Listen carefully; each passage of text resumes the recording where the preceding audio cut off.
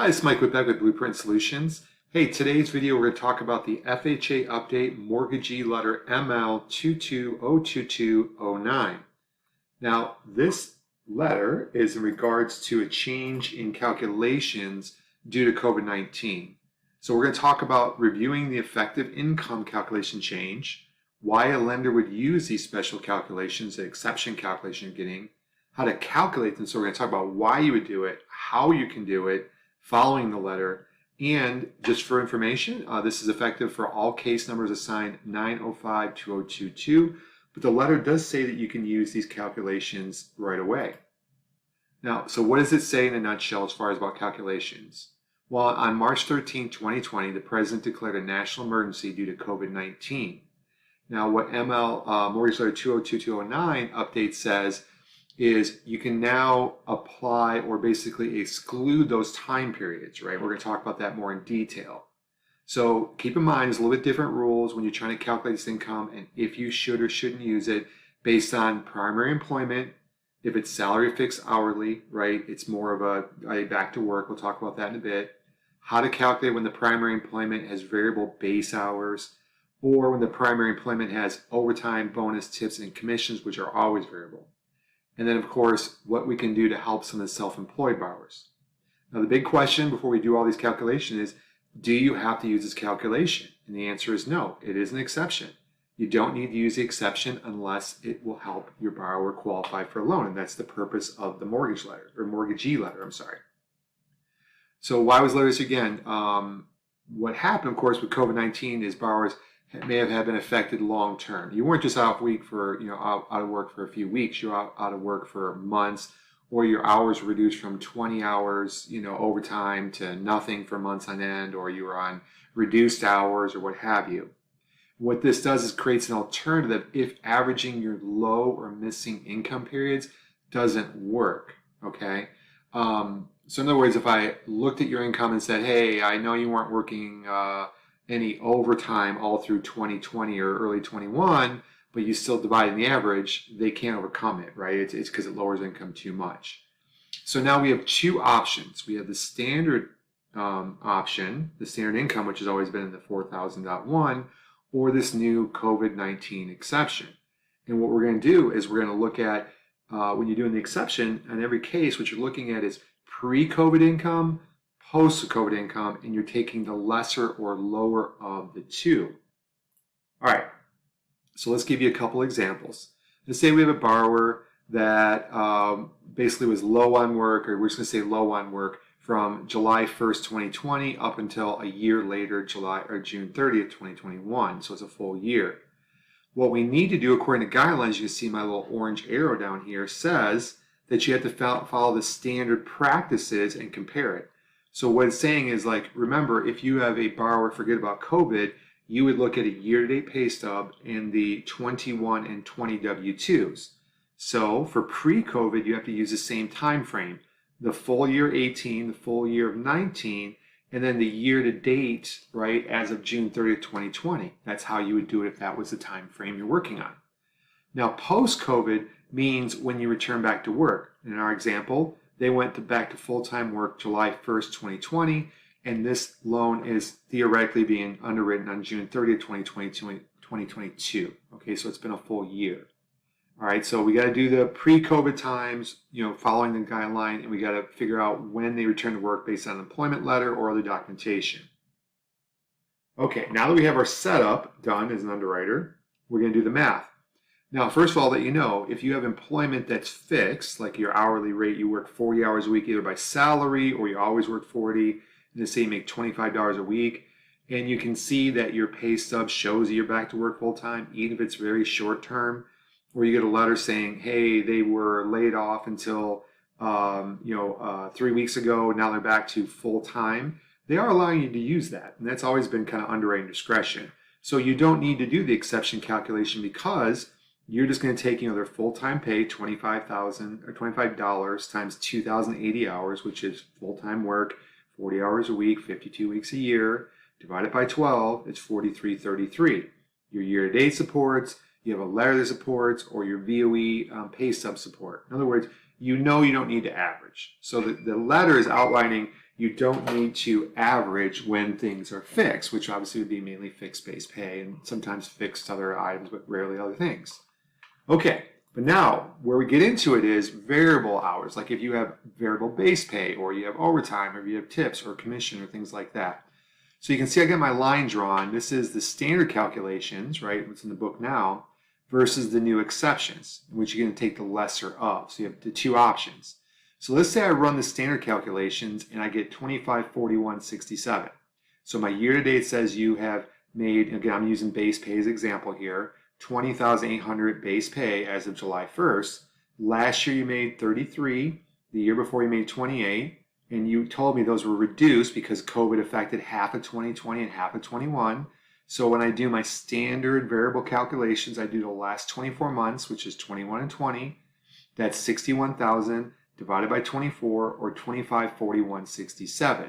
Of course, my year-to-date supports that you at least make 2541.67, but you can't factor that in yet because you have to do the last 2-year average. So you're like, well, the loan won't work on 2541.67. Now you have to do two calculations, pre-COVID, post-COVID.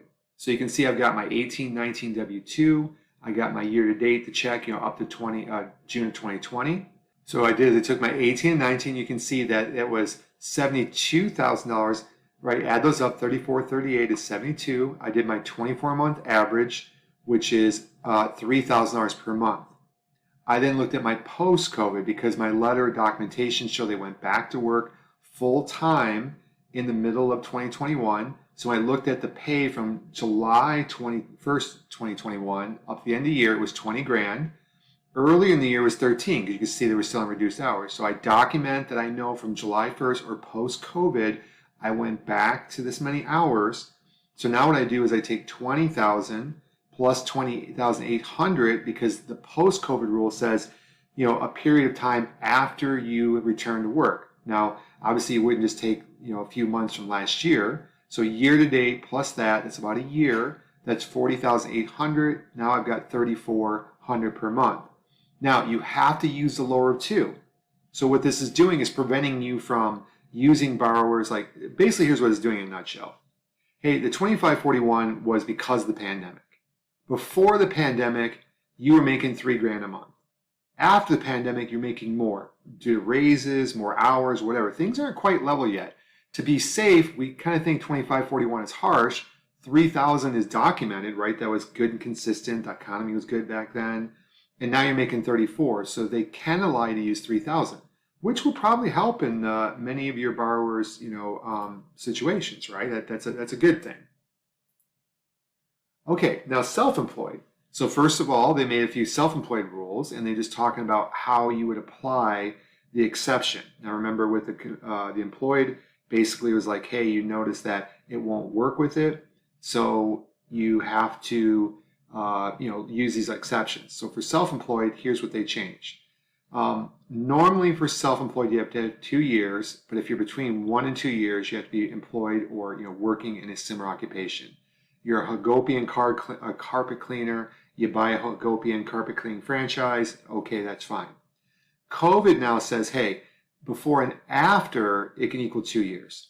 So over the course of all of 20, let's say actually last part of 19, all of 20, all of 21, all of 22, you have 2 years when you add up and get rid of any dead spaces in there. So in other words, you can kill out the I wasn't working or my business went out of business or whatever if you had, to get 2 years of self-employment. Now, again, if you have the situation where you're under 2 years but over a year and you're a related occupation, they allow that too.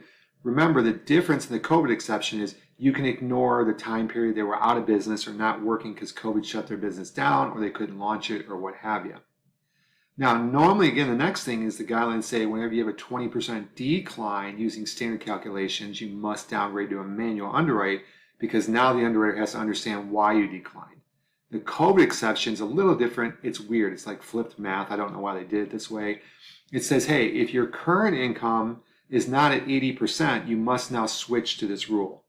Now remember, this rule is not about any time you've lost money. If your business just simply stinks or you got getting beat by competitors or you got sued or whatever, or everybody quit because you're a bad boss, You can't do that. It's always about COVID, all right? So now you know when you can use the rule. Here's all the information about what you have to do. So this is what we're about to walk through from the letter.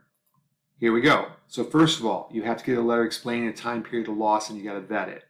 Next, you have to look at the business returns for the last 2 years. So I would need the 21 and 20, and I would either get an audited P&L from, so if you have a case number in July, it would have to be an audited P&L all the way up to June, right? So January to June, 6 months, or an unaudited P&L backed up by 3 months bank statement business. Let me give you a quick warning, because this is what we were doing for conforming as well just a few months ago, is you become the auditor. If you don't have a CPA that's saying it's good, you now make it good. Now, just so you know, I have a different video about how to audit P&Ls, but the basic gist is when you look at the bank, the P&L, and you go, oh, it looks like it says you bring in $10,000 a month because you've made $60,000 gross, you have half of the expenses, you make $30,000 profit over the course of, so far, June, right? So it's 60 grand, half as expenses, you made 30 grand up to June. Then I get your business bank statements and they show that your best month of deposits was $3,000. And every month you only have $1 left over. Well, that's not lining up with your P&L. So it's not about reading through the bank statement and going, well, I don't see any rent payment or employee W-2. That's not what they're talking about. They're saying it doesn't make sense. Again, we have different videos for that type of training, just FYI. Okay, so now let's get to the math. So we had the same self-employment assumption. COVID affected them from July 1st until the next year, June 30th. The current income, of course, is 21 and 20. And you guys supporting P&L that's audited up to the summer, end of June 2022. Your pre-COVID time frame is 18 and 19, 2 years. Your post-COVID time frame is, it has to be, so the way the guidelines say it, is it has to be the prior 6 months to application. So if this is July 1st, 2022, you look at the 6 months before that. If it was February 1st, 2022, you'd have to look at the last 4 months of 21 and the 2 months of 22 using P&Ls. But the biggest thing is get the most recent 6 months and see if it's in line with what, is your income become stabilized for a minimum of 6 months. So I do the math. Current P&L, right? It basically factoring in the downtime. I'm at 26.25. I need a downgrade because it was lower than, the 20 and 21 were lower. They kept going lower down, so I had to downgrade. All right. Now when I look at my pre-COVID, my 1918 returns, they were much better. I was making 49, 16, 67 per month. Now I get my audited P&L, right? Because right now, if this is a July 1st app date, the previous 6 months is January through June 2022. That's $5 grand. And I know there's only a little bit of a difference, but the lower of the two, which is the exception rule, is 49, 16, 67. So that's how that works. So it's always the lower of it. Now, the last thing the letter addressed was about return to work. Now, this would apply if your borrower wasn't just lower income, they were out of work, right? They were like, this 6 months laid off or 2 years laid off. The standard guidelines say you must be back for 6 months in your current line of work and have a 2-year history prior to the gap. In other words, before you got unemployed. The COVID-19 exception now says 1 month on your current line of work, or if you were out of work due to COVID for a year and a half, 2 years, and then you went back to work, you only need a month. But if you have different lines of work, I go from being a car salesman to car salesman to a manager at a restaurant, okay? I would have to show 6 months at the restaurant and a 2-year aggregate of always working somewhere, right? And again, you can look at a 2-year aggregate and say, well, I was working full time up to middle of 20. I was off for a while. I had a few months here, a few months there, and it adds up to 24 months. So hopefully that makes sense. I know I'm doing a lot of talking. The guidelines they're not vague, but they're just kind of like, you got to keep walking through each sentence to see what they're talking about. Now, return to work self-employed. Now, in a way, basically open your business back up is the right way to say it. When you have gaps in self-employment, reduction of income or reduction of hours due to COVID, now there's the exception they're allowed, but you're allowed to exclude the months the business was closed. So if you know that they were closed half of 2020 and half of 2021, you can exclude that. But remember, you still have to follow the rules, which is a minimum of 6 months prior to app. You always got to look at that post-COVID thing 6 months prior to app. You can't say, hey, they had a restaurant that just opened up 2 months ago, so I'm going to use this return to work exception. No, you still have to have 6 months minimum post-COVID to use the new exception and rule. Now, hopefully this helps you qualify a few more borrowers. I want to show you one more thing, which is our software that actually will help you document all these changes. And it's called Blueprint Income Expert. Let me flip my screen. So one of the key things about doing these calculations is really demonstrating to your investor that you did this work. So we're going to log into Blueprint. So our website is getblueprint.io. We'll show you that website toward the end here in just a moment. All right, we're going to log in, put our username and password in here real quick. And we're going to go ahead and show you the example loan. Now, what Income Expert is, it is an income calculator used by thousands of people. We do over 30, 35, 40,000 loans a month. Basically we help large and small organizations calculate income accurately, following the rules based on the current guidelines, rules, or rule set. So what I did is I set Mike and Susie Rowe. He works a job, so I need forward current, forward post-COVID, forward pre-COVID, and you can do the same thing with the self-employed by putting 3 calculators down. I'll just demonstrate how this works. So the way our calculator works is you can figure out any borrower's income in 4 easy steps. Borrower, you put the borrower information there, their name, right? You add jobs by hitting this plus, I need a job, I need self-employment, whatever you need. In this case, I set the same job at forward 3 times to show all 3 calculations, and I can show you how we can choose the one calculation and document how we did it. Same with Susie. She was self-employed, so I pulled down and did her Schedule C, self-employed Schedule C, put 3 of them in there for, she's a CPA, current income, last 6 months, pre-COVID, post-COVID. So again, this is standard calculations. Here's the 2 exception calculations. The second tab you go to is the income tab. This is where you enter in data. So I got my job at Ford. So I looked at the current income. I typed everything in. And I went, $25 per hour, 40 hours per week, put my dates in there, and I entered my information. Now this income here would not work because the year dates were low. They were 2988 or 2767 like we showed in the slides. So I went ahead and unchecked that as the current job because it's not going to be the current calculation. Then I did post-COVID, analyzed, and said, hey, you know what, that's higher. It's a higher number, 3,400. Can't use that one. And so I went in here and put the 2708 in based on the year to dates we had in the previous screens.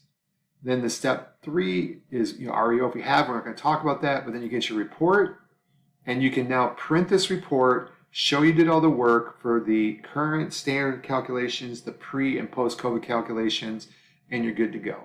But Blueprint is meant to be a 4-step, easy process that you can analyze any borrowers in. Hey, I hope this has been a helpful training video. Click on our link on this website or YouTube, wherever you're finding our video at, and reach out to us so we can show you an income expert or offer some training for underwriting processing. My name is Mike Whitbeck with Blueprint Solutions. You have a great day.